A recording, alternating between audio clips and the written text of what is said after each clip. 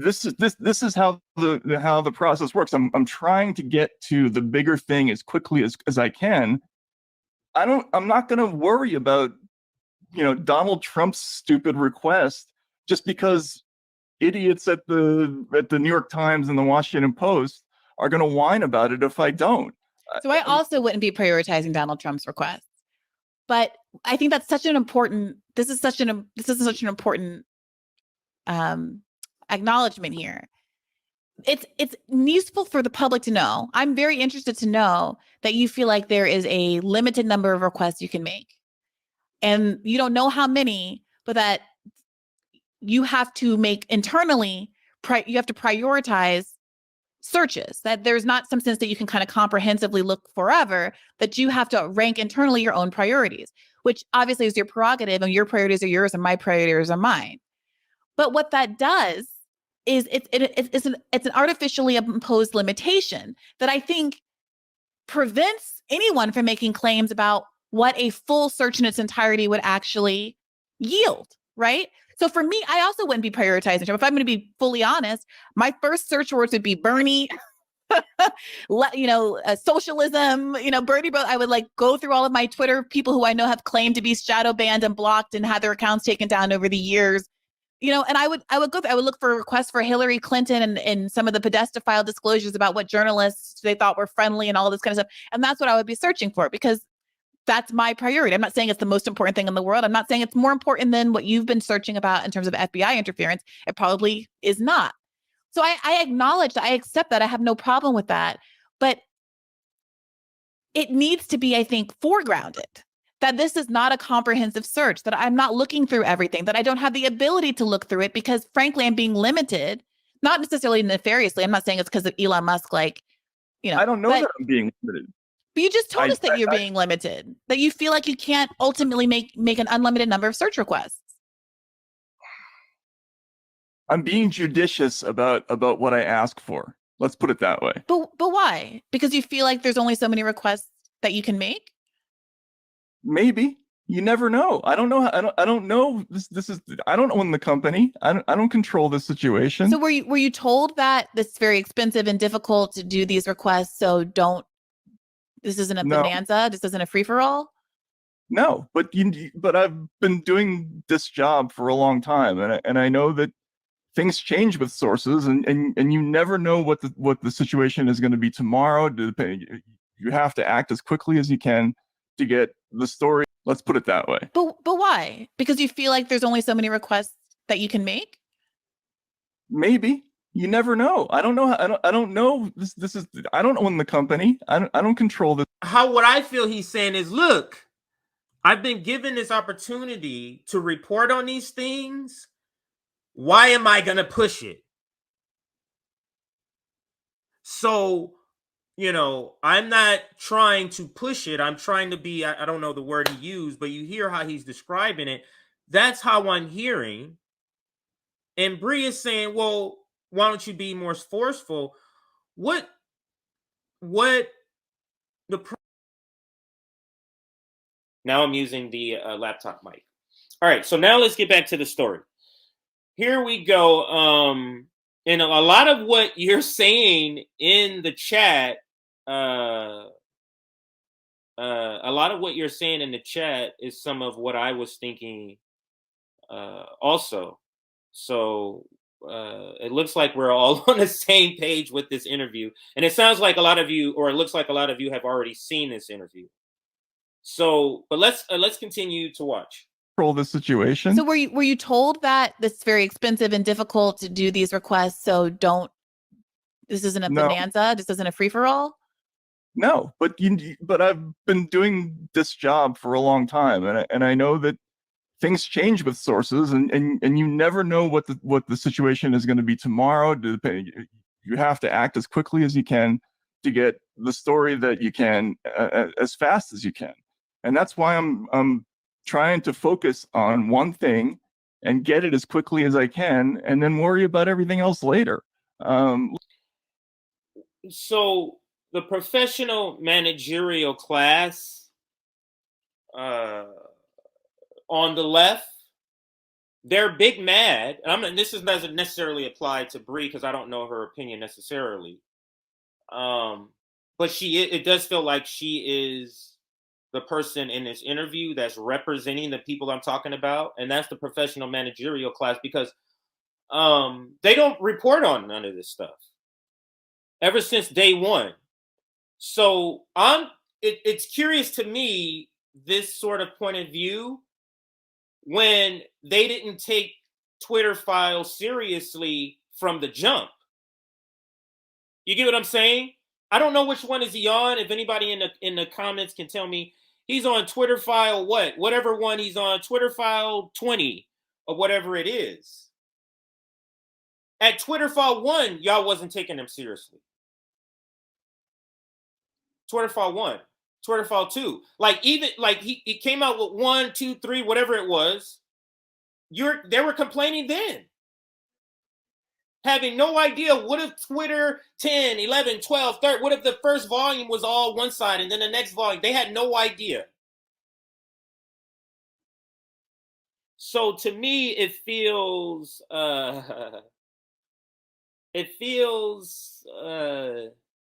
like she's representing that, and she does this. She advocates for one side. So this could likely or may not be her personal position. She's just, as you know, I've been hired as a lawyer to represent this side, and this is what I'm doing. So it feels that could be, you know, part of what it is, or she feels like the professional managerial class views has not been presented directly to Matt Taibbi. Maybe that could be it too.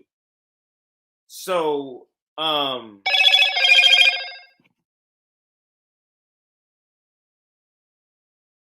yeah, people send me receipts. This is why sometimes I have my sound on. So thanks for that. All right, so I'll show that in a second. The PMC sticks together on these types of stories because right versus left is their platform. That is a very good point. Thank you for that comment. That is a very, very good point. Let's get back to the video. Look, there's a million stories that I haven't. Actually, I forgot to make the main point I wanted to make when I stopped it, which is he feels like he has the golden ticket. This is my one opportunity. And, you know, I could be searching CIA, FBI, all of the leaders, all of the leadership in the FBI, like the names of the people. I could be doing all these searches, or I can specifically search Bernie Sanders. Like, for what? You get what I'm saying? It feels like, and to the point of one of the comments earlier, like Matt is fishing in the ocean, and Bree, somebody said something about a big lake. And yeah, and it's like, like I'm not gonna narrow my search specifically to a Bernie Sanders specifically, just so I can make sure all of you feel good. You get what I'm saying? But the bigger point, and we're gonna switch to a due dissidence video in a second. But the bigger point is the point they make in that video, and I think Nick and I make, and that is, or I made, or I can't remember who was it with. Maybe it was with JB. The left doesn't need to be censored in this way. Nobody needs to write in to Twitter to say, "Hey, take down." When I used to be, my Twitter account was Jay the Populist. When my old account, so my old account Jay the Populist, that got taken down and suspended. So there was no request needed to do that, because basic capitalist policy intertwined into all companies is to suppress the left. It's a normal reflex. It's already built into the system. There is no need to send requests.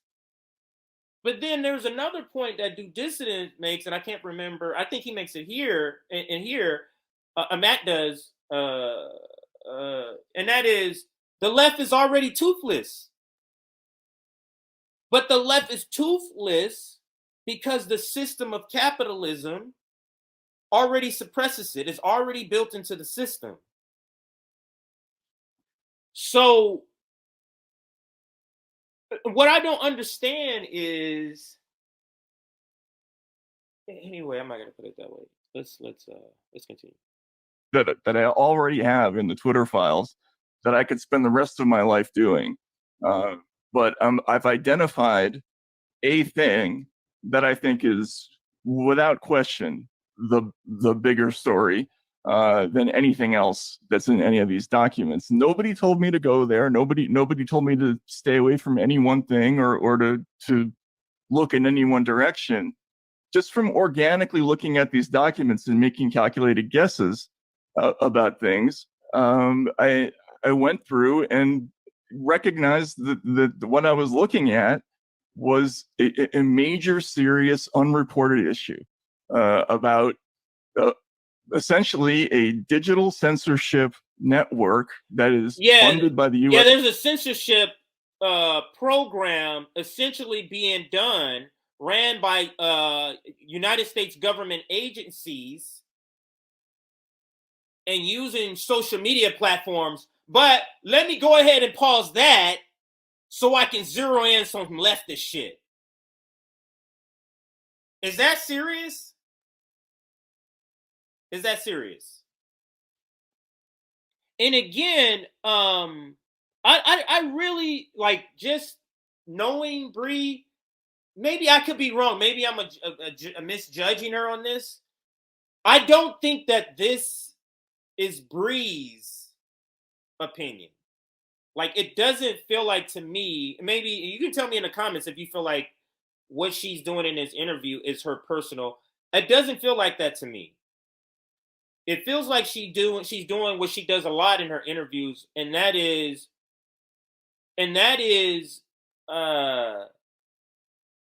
she's playing like devil's advocate. She's trying to represent a position that she may feel is not being represented or may not have been told directly to Matt. So it feels like that's the interview.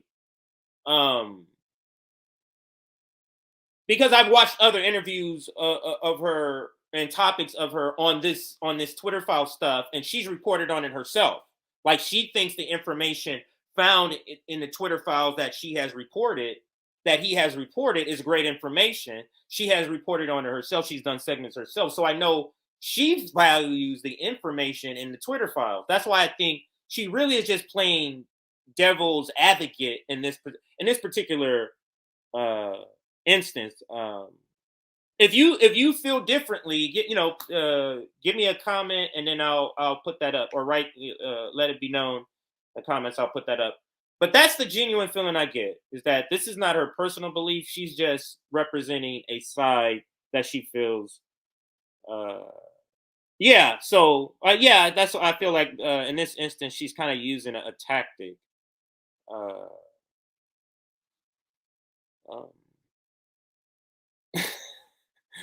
Reed needs to stop playing devil's advocate. And again, I'm more deriving that from the fact that she has done segments, like, for example, on Rising, where she has talked about the Twitter files. I think even tweets. She's brought up like stuff that she obviously finds valuable. So I don't think she personally think, oh, these Twitter files, because she said it is unimportant. She's just advocating for those that do say it in a professional managerial class. Let's continue, and it's actually almost towards the end. There's 5 minutes left here. Let's see if we can get through the last 5 minutes. U.S. government and by other governments, and that has to be reported out. I'm trying to get that stuff. Like that's the priority. I'm not going to worry about anything. I'm not going to go. Like, when I'm looking hunting for Chrissy in her face. See, again, I do a lot of things off of feel. Like, when I'm looking at Bree's face, I don't see necessarily emotion attached to how she's listening, her reaction to things.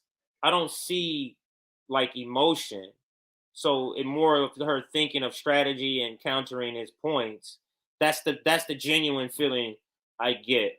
All right, so I don't want to belabor that point. Let's continue with the video. Chrissy Teigen's tweet just so that somebody else, just so that Glenn Kessler is going to be nicer to me in the Washington Post. This is truly fuck Glenn Kessler. But the point isn't about Chrissy Teigen per se. It's about an acknowledgement. Like if I said I'm only going to look at, I have limited resources and time.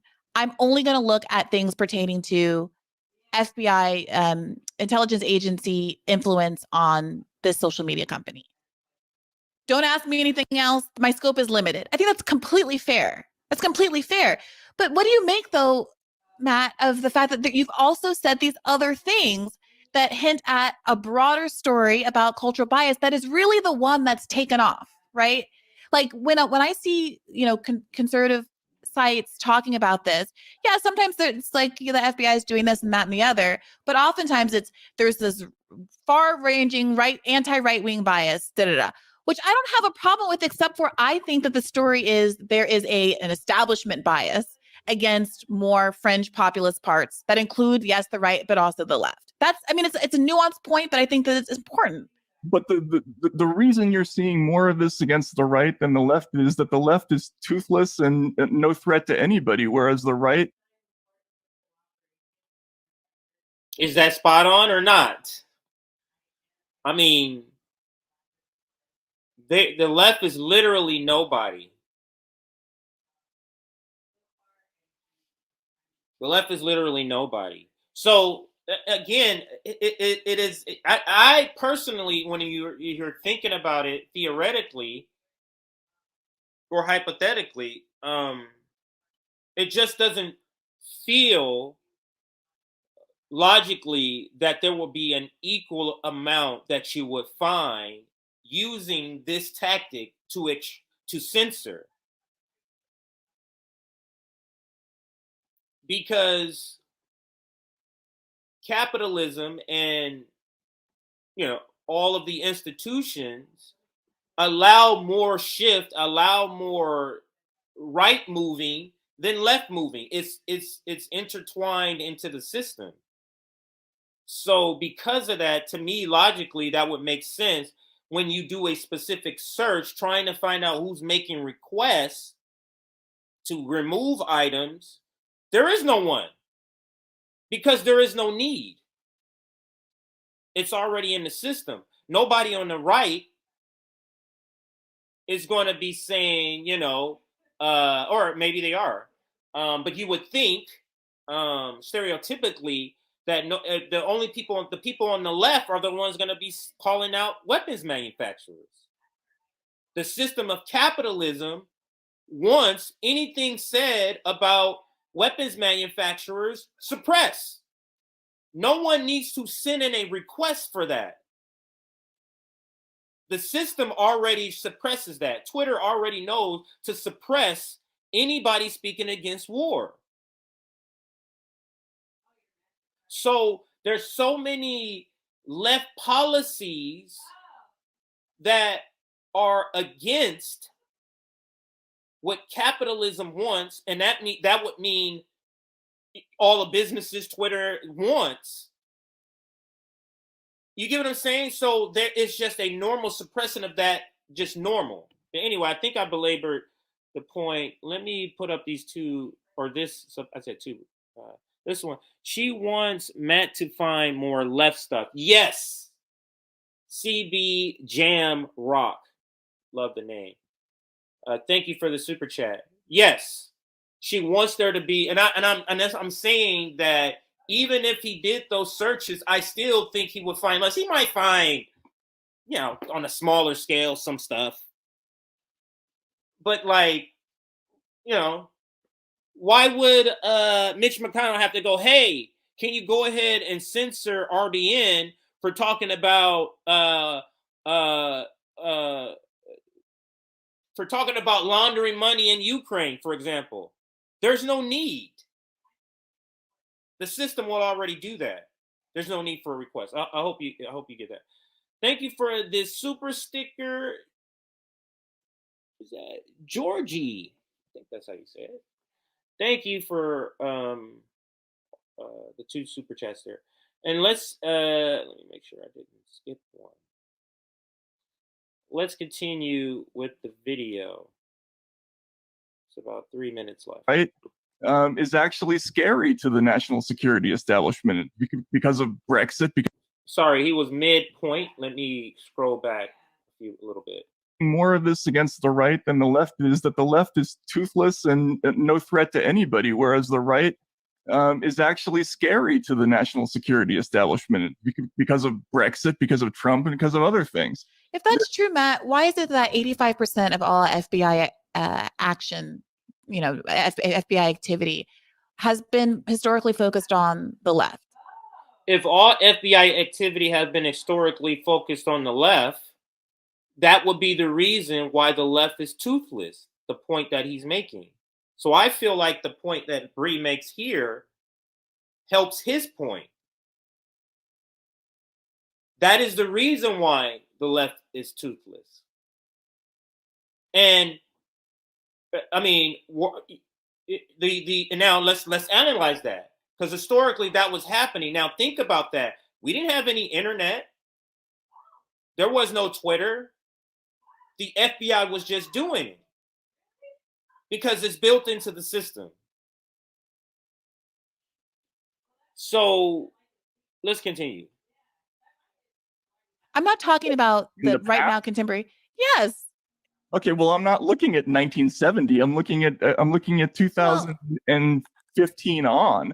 That's right, and that's a funny point. That's why you see her reactions. This is another reason why, like, she doesn't have really emotional reactions to some of the points he's making. And it feels like if she really had gut feelings about that, that would have an emotional reaction, what he just said here. And it was more of a funny thing. And it just feels like she's representing a side. I don't get the feeling that this is her personally what she's saying. That's fine, but Matt, we just all saw Bernie wins Nevada, and next day on MSNBC, it's Bernie's in talks with Putin, and he's going to cut people's heads off in Central. Right, but that's in corporate media. Again, it's built into the system. I'd love to get that story. I would love to get, but is that on Twitter? I don't know. I mean, I've certainly looked for it. Well, tell me more about looking for it. I mean, what kind of searches have been done to try to investigate what was going on at Twitter? She is hearing him say, using the words he used. I certainly look for it. She's thinking, or maybe she's gonna ask. Actually, did I get to? Yeah, I did get this far. I don't remember. Did she ask? Yeah, I think she does. You know what? Let me let it play. I think she's gonna ask the question, so it doesn't. I don't need to bring it up. At Twitter around some of the Bernie bot, Bernie bro narratives in 2016 and 2020. Let's just say that I've searched for anything involving the government and claims about Russia and Bernie. No, not. You see, it has to be specifically Bernie. Why does Bernie have to be included if it's Russiagate? Why does the name Bernie have to be included? Do you want to do as a PMC, not Bree, as PMCs, do you want him to do a specific search and then come back and have nothing? Is that going to make you feel better?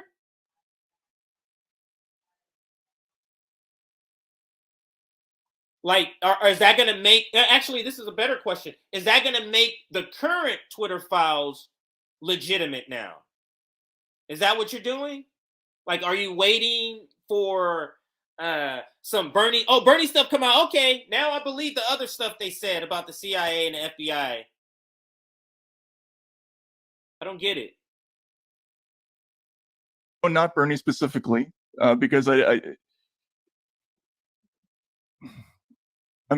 haven't done a search on Sanders. I haven't. I've done a search on Assange, but not much turns up. It's just not. It's not my priority to try to discern exactly what happened in the Nevada election. And, you know, I was looking for one thing, like, for instance, I didn't go looking for the Hamilton 68 story. That just happened to be because I was looking for Russia and some other stuff. And then I find this conversation about it, and it's a big deal internally at Twitter because it speaks to a larger issue about how these digital censorship organizations operate, like what their methodologies are. So there's a lot of talk about it back and forth inside the company, which was really, really interesting. Now, mostly, you're not going to see a whole lot of stuff where they say interesting things in these emails because mostly they're all in agreement about things. Like, again, most of the moderation is automated. And has there been any searches about the nature of the algorithmic programming, since the overwhelming majority of well, yeah, we did a little bit of that at the beginning when, especially when Barry, did the stuff on, visibility filtering. We tried to make a whole glossary of how they do that. But again, once we got that story, once I found this other thing, I just focused on that. I left all that behind. Hey, YouTube, thanks for watching. Just a reminder that this is a podcast. So there is if you are able to subscribe to Bad Faith Podcast on Patreon, please do, because there a lot of the ending of her interviews, there is more interesting information. So, for example, after this part, he does say a lot more interesting information. So, if you're able to afford whatever it is, it is. I would say it wouldn't be wasted money because of who she has on the show. You're able to get all, like when she has the Rokana, the other stuff that she didn't put out. We're kind of interview all of the interviews, some of them she puts out the full and some other ones she doesn't. So yeah.